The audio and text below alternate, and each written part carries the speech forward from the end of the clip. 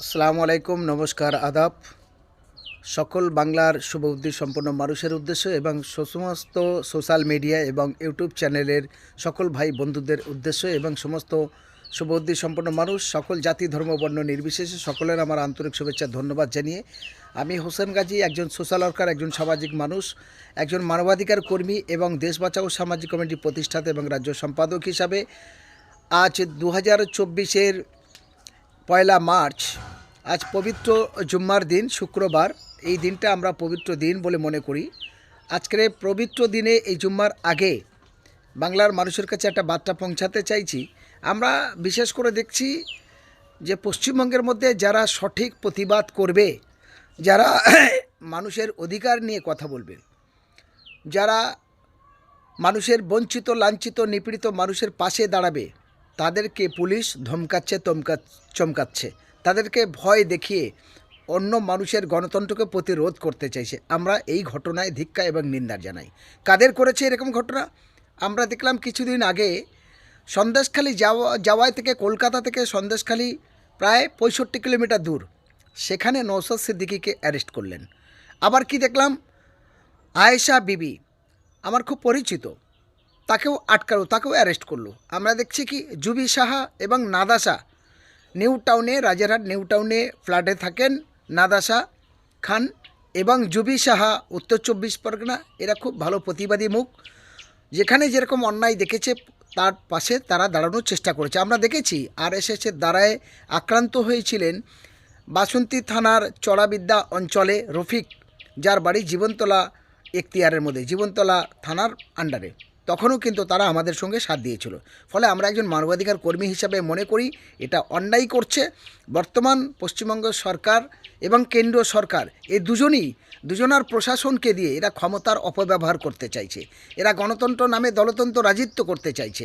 Cancer কী রোগ, তার থেকে ভয়ঙ্কর রোগ হলো রাজনৈতিক হিংসা। আর সেই রাজনৈতিক হিংসা, একদিকে তৃণমূল, একদিকে বিজেপি, দুজন বিজেপি করছে ধর্মীয় সুশ্রুতি দিয়ে মানুষের বিভাজন, অত্যাচার করছে, এবং পশ্চিমবঙ্গ সরকার মানুষের গণতান্ত্রিক অধিকার নিয়ে তারা হরণ করছে। ফলে দুজনেই মানবাধিকার হরণ করছে, মানবাধিকার অধিকারকে হরণ করছে। দুজনেই গণতন্ত্র নামে দলতন্ত্র রাজত্ব করছে, স্বাধীন দেশের জনগণকে পরাধীন করে রাখতে চাইছে। এই ঘটনায় আমরা ধিক্কা এবং নিন্দার জানাই।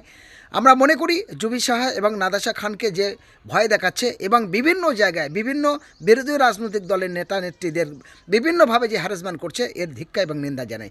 অবিলম্বে পশ্চিমবঙ্গ সহ গোটা ভারতবর্ষের সমস্ত প্রশাসন এবং সমস্ত বিচারপতি, তারা ন্যায় ইনসাফ পাওয়ার জন্য সমস্ত গণতন্ত্রপ্রিয় মানুষের গণতান্ত্রিক অধিকার, ভারতীয় সংবিধানের নিয়ম অনুযায়ী প্রত্যেকের গণতান্ত্রিক অধিকার নিয়ে চলার স্বাধীনতা দিতে হবে এবং প্রত্যেকে নিজের গণতান্ত্রিক অধিকার নিয়ে নিজের স্বাধীনভাবে বাংলার সমস্ত বিষয়ে তারা সাবজেক্টে কথা বলতে পারবে, সেই অধিকার তাদের দেওয়া হোক।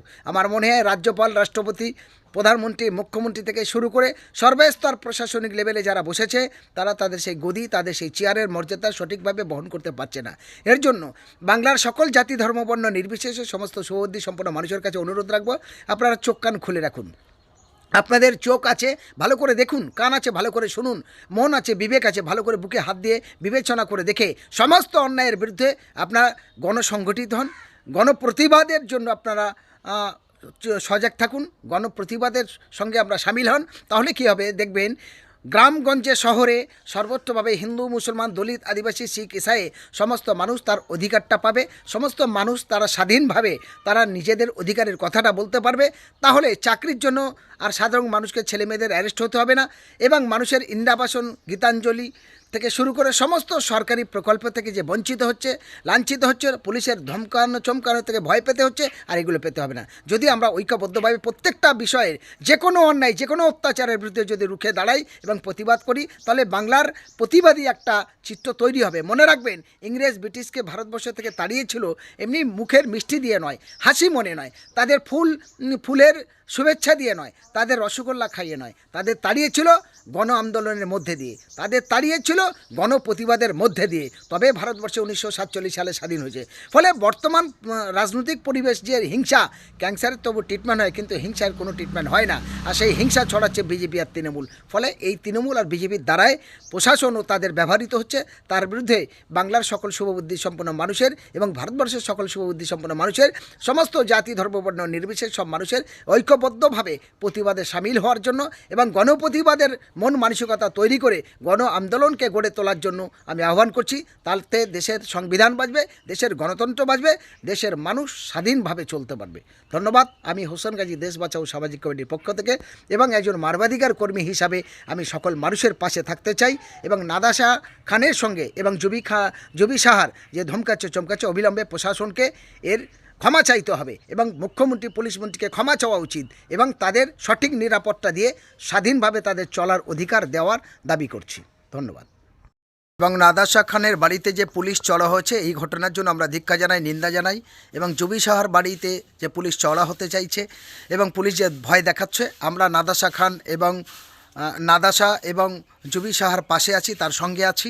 তাদের যদি পুলিশ তাদের পুনরায় হ্যারাসমেন্ট করে তাহলে আমরা গণপ্রতিবাদে নামতে বাধ্য হব এবং গণ আন্দোলনে নামতে বাধ্য হব এবং আমরা আমাদের ভিডিওর মাধ্যমে আমি নাদাশা এবং জুবি সাহা এবং অন্যান্য যে সমস্ত রাজনৈতিক মানুষ বা অরাজনৈতিক মানুষ তারা সঠিক আন্দোলন প্রতিবাদ করবে, আমরা প্রত্যেকের পাশে আছি, প্রত্যেকের সঙ্গে আছি, প্রত্যেকের সাথে আছি।